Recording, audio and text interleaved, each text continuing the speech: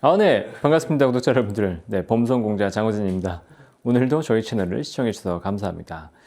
지금 이제 저희 영상 찍는 것들이 막 전문적으로 여러분한테 추천하고 이런 거 아니고요. 전체 시장의 흐름을 제가 어떻게 파악하고 있고, 제가 산업이나 이런 것들을 어떻게 맥을 짚고 있는지 그런 것들을 좀 얘기해 보려고 하니까, 지금 당장 사라 마라 이런 관점에서 보다는 이런 시각을 갖고 있고 산업을 이렇게 보시는구나 라는 것들을 좀 알아주셨으면 좋겠습니다. 근데 한 친구가 이제 궁금했던 게 줄기세포나 요즘 할리우드 스타들이 막 회춘한다고 막 또 이거 스타들이 많이 받는 이런 약들이 우리가 실질적으로 이용하게 되는 시점은 언제이고 진짜 우리도 이용하는 시대가 올 건지 궁금하더라고요. 줄기세포는 세포를 만들어내는 세포인 거잖아요. 결국 줄기세포를 활용하는 건 재생이라는 키워드를 갖고 있거든요. 그러면 피부에 맞았을 때 이 피부가 재생이 되면서 어려질 거야 라고 하는 기대가 있는 거죠. 줄기세포 치료제를 그래서 맞는 건데, 우리나라는 줄기세포 치료제를 맞는 게 아직은 안 돼요. 그런 시술은 일본에 넘어가서 바꾸거든요. 일본은 줄기세포 관련된 법안들이 많이 돼 있어서 줄기세포를 맞는 게 불법이 아니니까, 그래서 일본에 가서 맞고 오고, 우리나라는 일부 치료제 말고는 줄기세포를 이렇게 시술하는 것들은 안 되고 화장품 정도 아마 사용하고 있을 겁니다. 그래서 지금 당장 우리나라에서 줄기세포를 맞는 것들은 잘 모르겠다.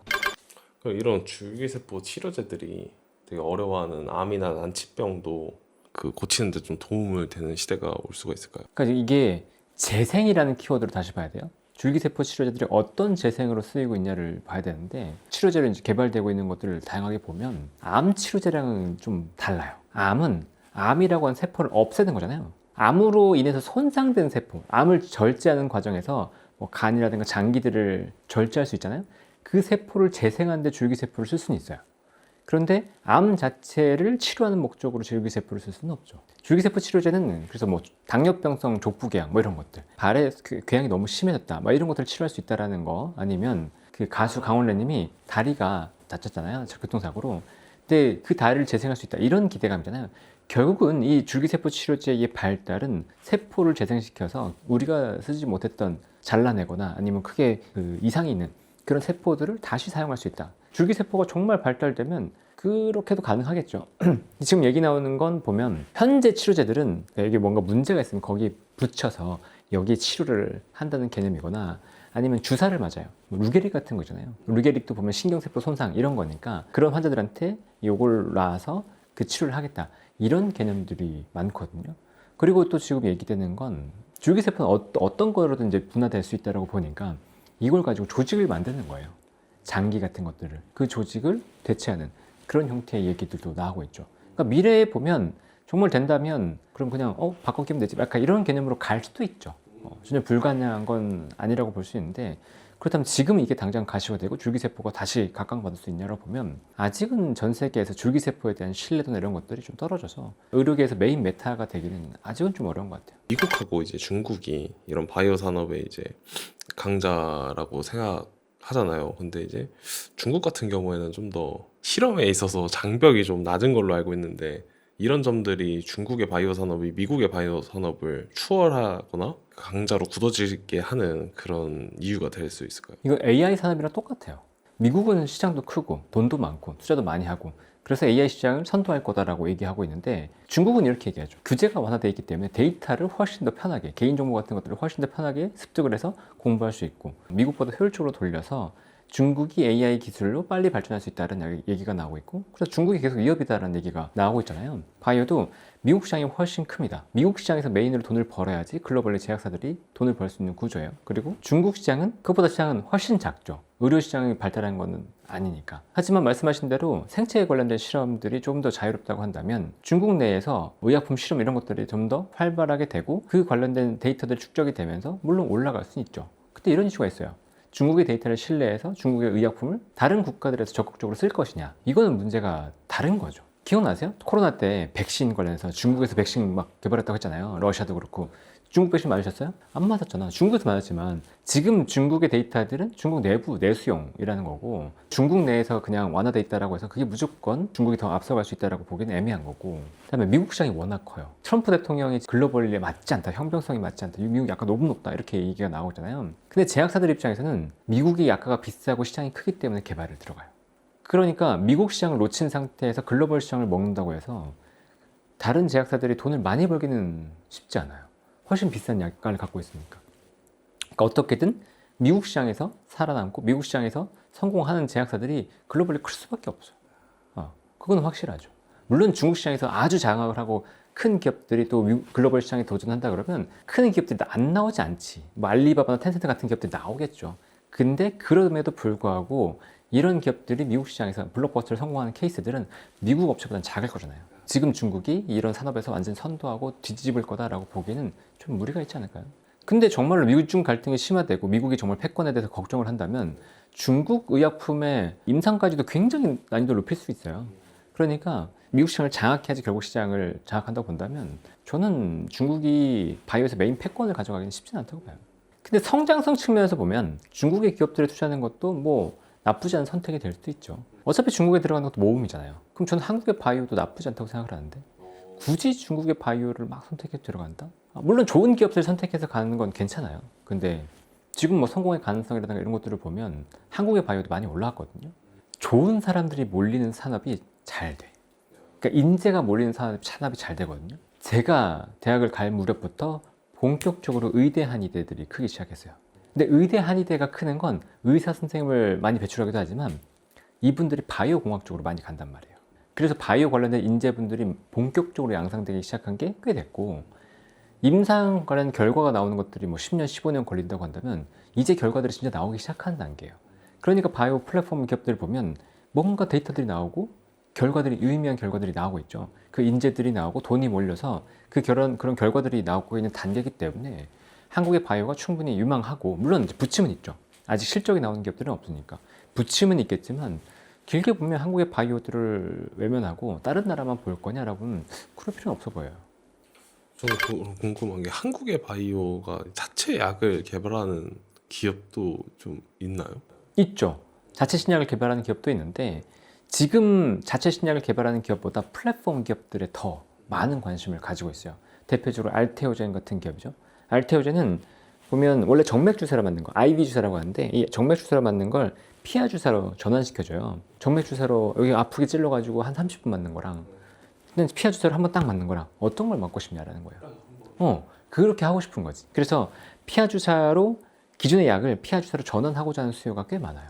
결과적으로 이제 데이터만 동일하다고 한다면 안 할 이유가 없다. 이제 특허가 풀리면 경쟁사들이 들어오잖아요.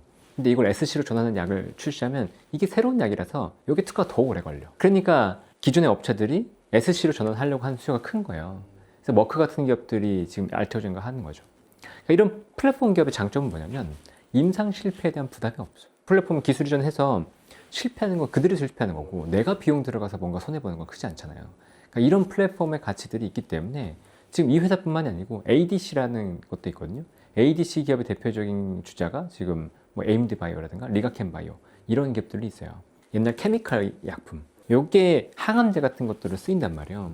근데 항암 부작용 같은 거 많이 봤죠. 왜냐면 항암제를 먹으면 내가 암에만 작용하는 게 아니고 세포를 죽이는 거니까 인체 다양한 세포들의 작용을 하면서 사람을 약해지게 만드는 거예요. 근데 유도 폭탄이 있으면 어떻게 될까? 암에만 탁 들어가가지고 거기서 폭탄 딱 터뜨리고 오면 인체 부작용에 감소할 거잖아요. 그게 ADC야. 그래서 암을 찾아가서 여기 ADC라고 해서 여기 링커가 붙어 있어. 링커가 딱 붙어 있으면 여기까지 이제 이게 비행기인 거죠. 어떻게 보면 비행기라서 이렇게 쫙 이 폭탄을 싣고 가. 그다음에 폭탄을 투하. 딱 만나는 순간 투하 이렇게 해서 링커를 딱 떨어뜨리면서 투하하고. 그럼 거기서 이제 작용을 해서 이 케미컬 의약품의 부작용을 줄이고 부작용을 줄일 수 있다면 그게 뭐가 되는 줄 알아요? 투약 용량을 늘려도 돼요. 그래서 용량을 늘려서 이 작용했을 때의 효과를 더 높여요. 그게 ADC의 효과거든요. 그래서 리가켄 바이오 이런 기업들이 많이 올랐는데 그런 플랫폼 기업들이 또 각광받는 거예요. 그러니까 우리나라 기업들이 단순 신약이 아니고 글로벌 기업들과 뭐 롱액팅 한번 들어갔을 때 길게 작용하는 약들 이런 기술들을 많이 가지고 있어요. 그 기술들을 갖고 있는 기업들은 다시 말하자면 여러 기업들이랑 제휴하고 여러 기업들과 기술 이전을 하면서 내가 잘하지 않아도 그 기업들이 어떻게든 잘하면 어딘가에서 돈이 들어오는 구조로 이제 만들어지고 있는 거죠. 파이프라인이. 그래서 알테오젠은 이제 시작됐어요. 머크 관련된 약에서 들어오는 게 돈이 시작됐고 다른 기업들도 돈이 들어오기 시작하는 것들이 이제 몇 년 내에 보이기 시작할 거란 말이에요. 그러니까 플랫폼 업체들의 가치는 저는 괜찮게 봐요. 근데 신약에 대한 가치는 좀 애매한 게 임상 3상에서 실패한 기업들이 너무 많았어. 예전에 이제 헬릭스미스라는 기업도 실패했고 HLB도 실패했고 우리나라 이제 바이오 신약들 좋을 거라고 했다가 무너졌는 게 대표적으로 그런 것 때문이었거든요. 신약 개발 기업들의 성공 사례가 나와야 다시 한번 신약 개발 관련된 가치가 높은 기업들의 주가가 더 갈 거고 지금은 일단 플랫폼 기업들의 시대가 맞지 않나라는 생각을 갖고 있습니다. 근데 길게 봤을 때 바이오는 좋아요. 우리나라에서 먹거리를 새롭게 본다 그러면 의약품 관련된 헬스케어 관련된 비용은 늘어날 텐데 그럼 어디로 사람들이 돈을 쓰겠냐? 당연히 바이오에 돈을 쓰겠죠. 그러니까 바이오 관련된 전망은 좋고 아까도 말씀드렸지만 인재와 돈이 많이 몰렸던 산업이기도 하고 그 결과들이 뽑혀져 나오는 시기이기 때문에 정부에서도 당연히 바이오를 계속 지원할 거예요. 그러지 않을 수가 없기 때문에 다만 금리에 굉장히 민감하다. 왜? 실적이 안 나오니까. 그래서 유동성이 이탈될 때 바이오를 너무 긍정적으로 보면 안 되고 또 유동성이 들어오기 시작할 때는 바이오에 대해서 긍정적으로 볼 필요가 있다라는 것들 점검하고 가시면 되죠. 저는 또 궁금한 게 또 성형도 중국이나 일본에서 많이 받으러 오잖아요. 그거는 어떻게 바이오로 볼 수 있는 게 없을까요? 바이오 제약이 아니고 의료기기 쪽에서 도움을 많이 받죠. 뭐 꼭 성형이 아니고 리쥬랑 같은 거, 그래서 파마리처즈 같은 거 많이 오르잖아요. 그다음에 요즘 많이 오르는 거 있어요. 한스 바이오메드 뭐 이런 기업들, LNC 바이오 새로운 형태의 스킨 부스터가 나왔거든요. 그래서 기존의 리쥬라는 PDRN이라고 하는 물질을 넣어서 피부의 재생을 촉진한다면 이 업체들은 시체에서 콜라겐을 뽑아내. 그래서 그 콜라겐을 그냥 직접 주입해요. 덜 아프고 채워진 효과가 더 빨리 나타나는 효과가 있죠. 그래서 최근에는 한스바이오나 이런 쪽, 그 LNC 바이오 제품이 시장에서 좀 더 각광받는 것 같더라고요. 그래서 당연히 성형 관련된 것들이 관심을 받는데 성형 관련해서 그런 의료기기 쪽에 대한 관심을 갖는 게 필요하죠.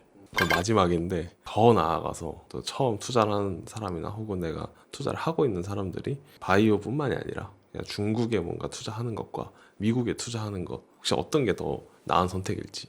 중국은 공산주의예요. 일당 독재이기도 하고. 그러니까 정부 정책에 의해서 순식간에 산업이 구도가 재편돼요.